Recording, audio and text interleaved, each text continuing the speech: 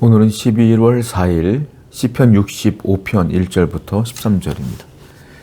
하나님이여 찬송이 시온에서 주를 기다리오며 사람이 소원을 주께 이행하리이다. 기도를 들으시는 주여 모든 육체가 주께 나아오리이다.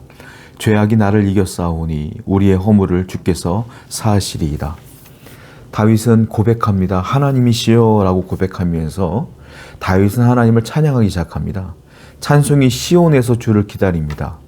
그러면서 2절은 기도를 들으시는 주여라고 고백하고요. 3절을 보니까 죄악이 나를 이겼습니다. 우리의 허물을 주께서 사하리이다. 즉 하나님을 찬송하는데 은혜를 찬양하는데 내 기도를 들으신 것을 찬양하고 3절을 보니까 내 죄를 깨닫게 하시며 용서하신 것을 찬양하더라 이거예요. 그런데 그 찬양을 어디서 하느냐? 1절을 보게 되니까 시온에서 주를 기다리오며 이렇게 표현하고 있어요. 시온을 어디를 말하는 거냐면 시온은 성전을 말하는 거예요. 다윗은 성전을 찾아간 겁니다. 성전에서 주님을 찬양하고 기도하며 회개하는 그 모습들을 지금 표현하고 있는 거예요. 다윗은 하나님을 믿는 자로서 분명한 정체성이 있었어요. 그것은 무엇입니까? 나는 성전을 찾아 나가서 하나님을 예배하는 예배자이다 라는 정체성이 분명히 있다라는 겁니다. 그리고 그 예배를 통하여 그는 찬양하고 기도하며 죄를 깨달으며 회개하는 장면을 1절부터 3절에서 이렇게 표현하고 있는 거예요. 성도는요, 항상 예배 자리에 있어야 되는 겁니다. 성전을 찾아 나와야 되는 거예요.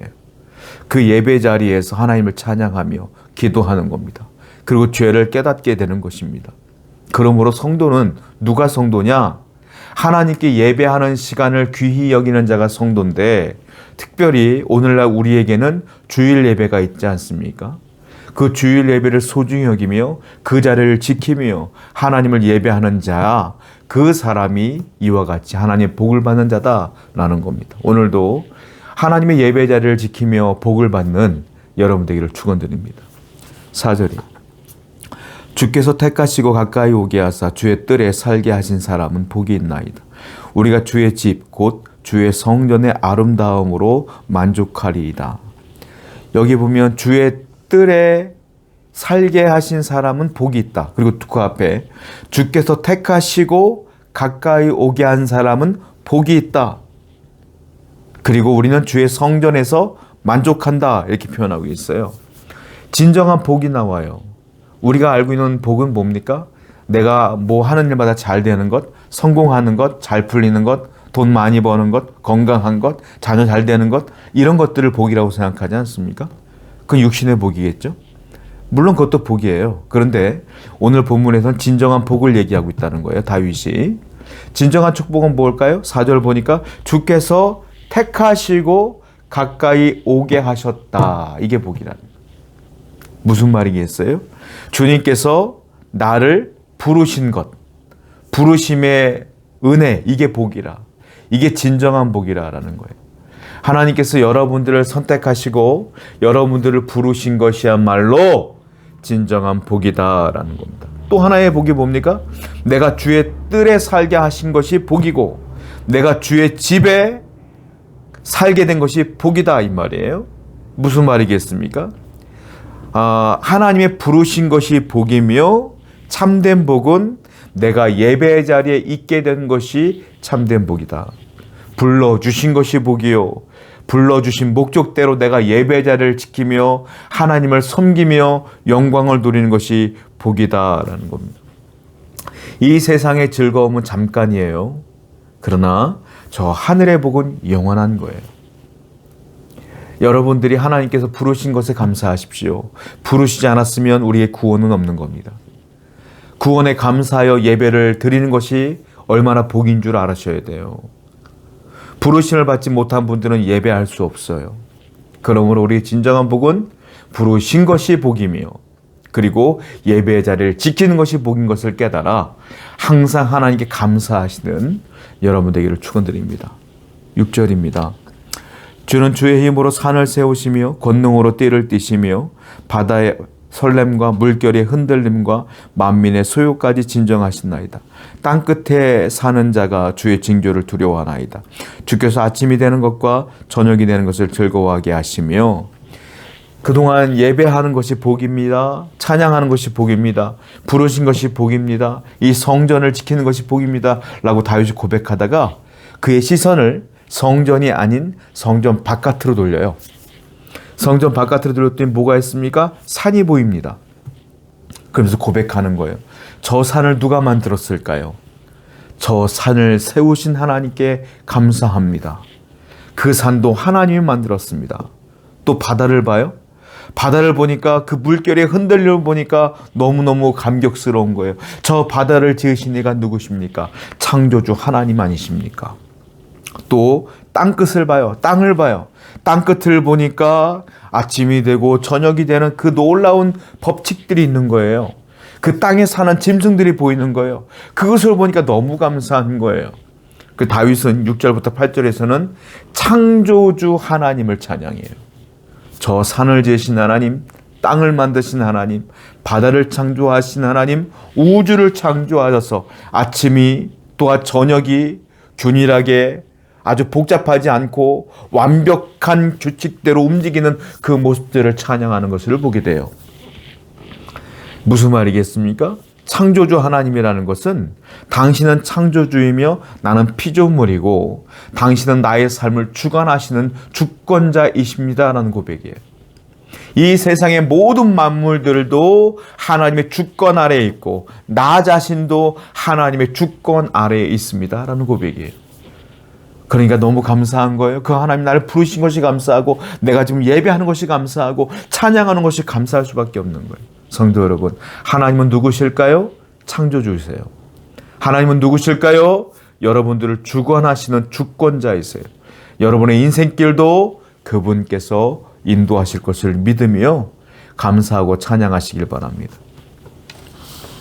9절입니다. 땅을 돌보사 물을 대어 심히 윤택하게 하시며 하나님의 강에 물이 가득하게 하시고 이같이 땅을 예비하신 후에 그들에게 곡식을 주시나이다. 또 다윗은 하나님을 찬양하기 시작합니다. 땅을 돌보십니다. 땅을 만든 것으로 끝난 게 아니라 땅을 또 돌보신대요. 그 땅에 물을 대신대요. 그러다 보니까 땅에 물이 가득하다 보니까 땅이 윤택하게 되며 강에 물이 가득하게 하시며 또한 그들에게 강이 물이 많다 보니까 뭐가 있어요? 곡식이 풍성하게 자란다. 그래서 그 곡식을 하나님께서 그들에게 주신다 이 말이에요. 무슨 말이겠어요? 하나님은 풍성하게 채우신다. 풍성하게 공급하신다 라는 거예요. 인생을 살다 보면 결핍이 많아요. 부족한 게 많아요. 물질도 결핍이 생기고요. 건강도 결핍이 생겨요. 인생길에 자꾸 막히는 일들이 생겨요. 어디로 갈지 모르겠어요. 놀라운 것은 우리 하나님은 창조주이시며 우리를 풍성히 채우신다는 겁니다.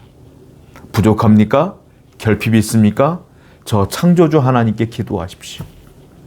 그분은 우리를 풍성히 이끄시며 풍성히 공급하실 거예요. 오늘도 그 풍성하신 하나님을 바라보며 기도하시는 여러분 되기를 축원드립니다. 13절입니다.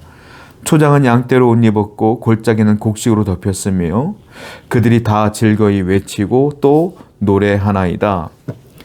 다윗은 계속 주변을 돌아봅니다. 그러니까 푸른 초장을 발견한 거예요. 그런데 그 초장에 양떼가 가득한 겁니다. 자, 하나님께서 저 넓은 초장에 풀을 주셨기 때문에 양떼가 가득하구나. 또 골짜기를 봤어요. 골짜기를 봤더니 곡식이 풍성한 거예요.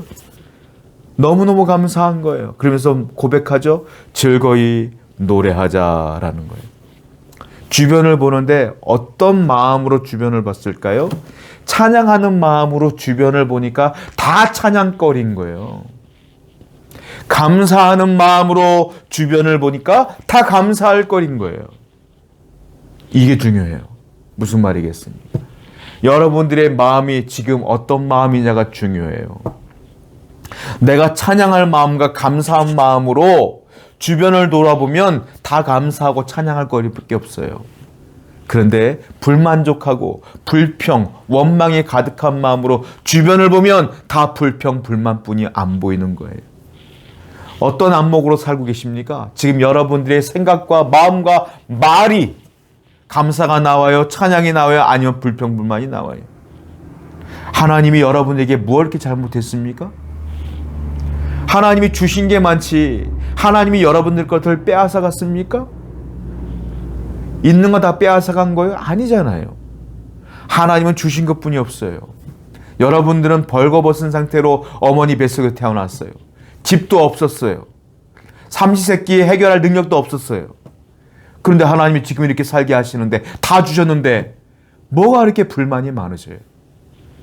다윗처럼 감사한 마음으로 찬양의 마음으로 주변을 돌아보세요. 양떼가 많아 보이고요. 물이 풍성해 보이고요. 곡식이 많아 보입니다. 중요한 건 내 마음이에요. 오늘도 여러분들의 중요한 마음의 안목을 갖고 하나님께 감사하는 마음을 갖고 세상 살아가는 여러분 되기를 축원드립니다. 기도하겠어요. 하나님을 찬양하기 원합니다. 감사하기 원합니다. 우리 마음 가운데에 늘 감사와 찬양이 끊이지 않도록 도와주옵소서. 예수님의 이름으로 기도드렸습니다. 아멘.